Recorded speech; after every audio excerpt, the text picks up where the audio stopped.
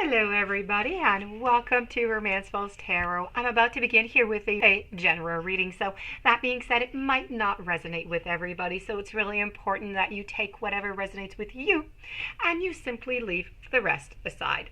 If ever though you do have any questions and you would like to inquire about having your own personal reading, please do contact me at romancefulltarot@gmail.com, and it will be my great pleasure to send you the different type of options that I can offer you so we can go and find the answers that you're looking for.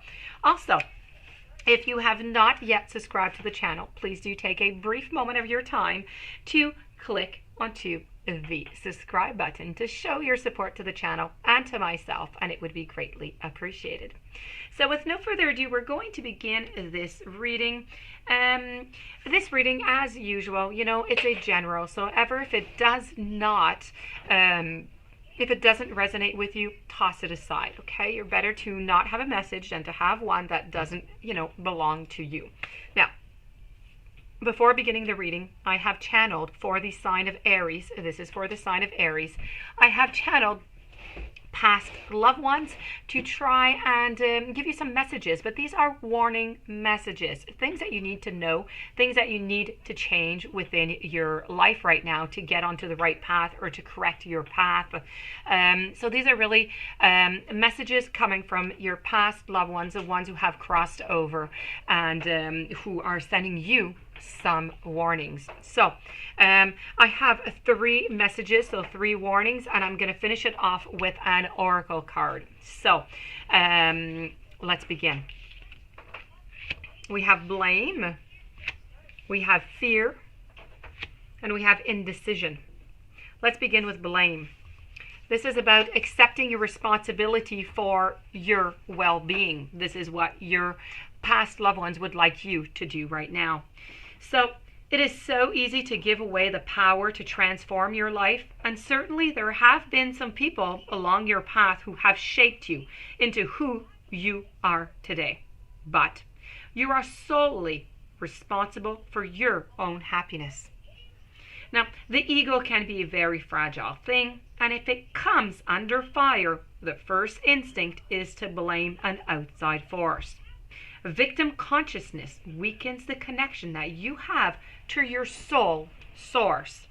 Now, the mindset says, I don't have the power inside myself to break free because someone else's power is stronger than my own. Well, your past loved ones are here to tell you that that is simply an illusion. When you believe that someone else is responsible for your problems, that belief is the problem. Personal responsibility can empower you to change your reality. Lasting transformation always begins on the inside and works its way out. There is a difference between a reason and between an excuse. A reason is valid, it is unavoidable. An excuse is an attempt to shift the blame. And your past loved ones do not want you to do that. They want you to take your responsibility for it. They don't want you to feel any blame. They want you to feel some well-being. They want you to move forward feeling well. Moving forward to the second message that I have, this is fear. I realize that I am testing my resolve to live in the energy of love. Now, the outcome of all choices in life is determined by 2 emotions, fear and love. Your soul is made of the energy of love, and fear is an earthly manifestation of a challenge. Now, to embrace and wallow in fear is to go against your very being. Fear in its many guises is the obstacle that your soul uses to test its tenacity, to stay on track. For a soul, human life can be very difficult, but acknowledging that your soul's true path is love will always help you on your path.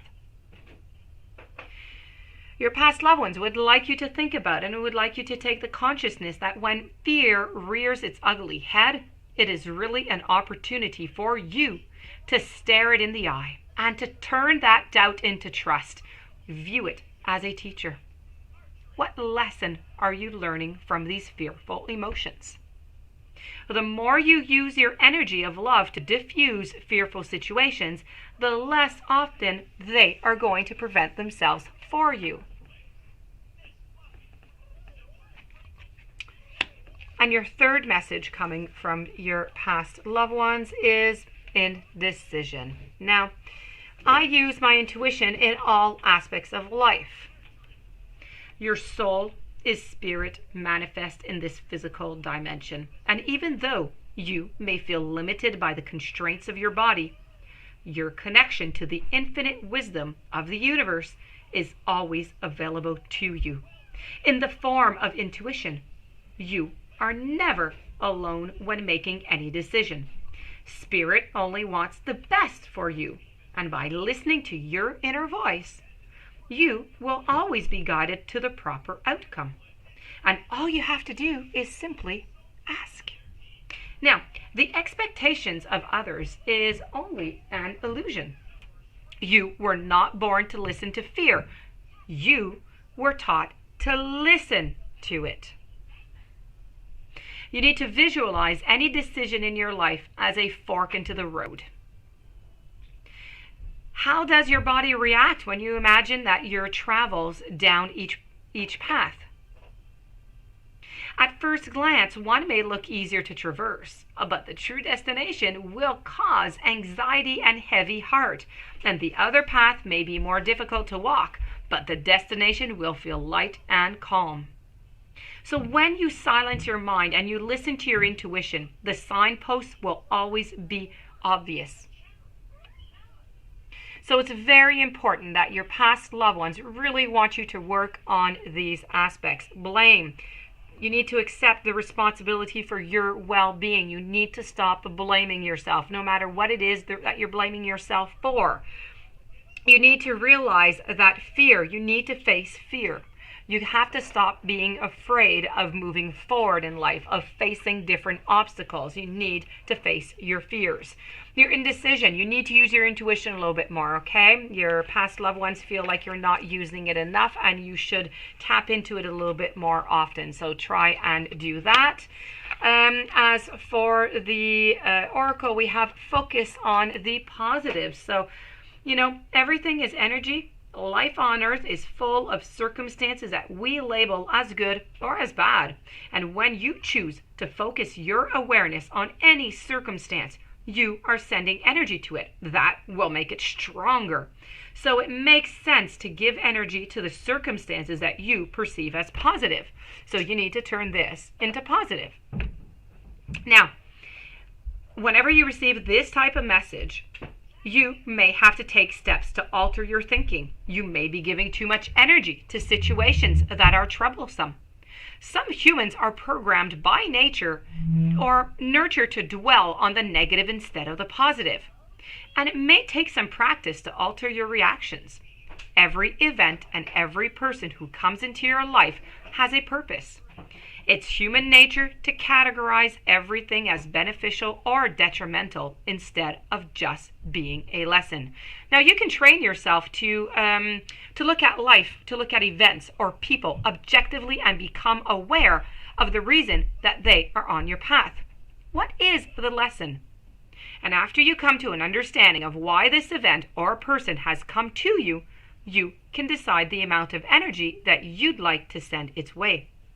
Now, irrelevant of how you handle the situation, you need to learn to look at the lesson as being beneficial to your growth.